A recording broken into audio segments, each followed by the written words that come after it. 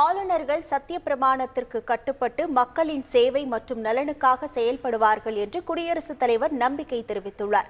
டெல்லியில் உள்ள குடியரசுத் தலைவர் மாளிகையில் ஆளுநர்கள் மாநாட்டை குடியரசுத் தலைவர் திரௌபதி முர்மு தொடங்கி வைத்தார். மாநாட்டில் உரையாற்றிய திரௌபதி முர்மு 3 புதிய சட்டங்கள் நடைமுறைப்படுத்தப்பட்டதை தொடர்ந்து நீதி முறைமையின் புதிய யுகம் நாட்டில் ஆரம்பமாகியுள்ளதாக தெரிவித்தார்.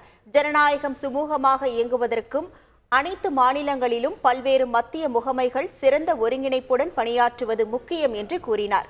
மாநிலங்களின் அரசியலமைப்பு தலைவர்கள் என்ற முறையில் ஒருங்கிணைப்பை எவ்வாறு மேம்படுத்த முடியும் என்பது குறித்து ஆளுநர்கள் சிந்திக்க வேண்டும் என்று திரௌபதி முர்மு அறிவுறுத்தினார். இயற்கை விவசாயத்தை ஊக்குவிக்க ஆளுநர் மாளிகையில் முன்னுதாரணமாக இருக்க வேண்டும் என்று அவர் கூறினார். செய்திகளை உடனுக்குடன் தெரிந்து கொள்ள உடனே சப்ஸ்கிரைப் பண்ணுங்க.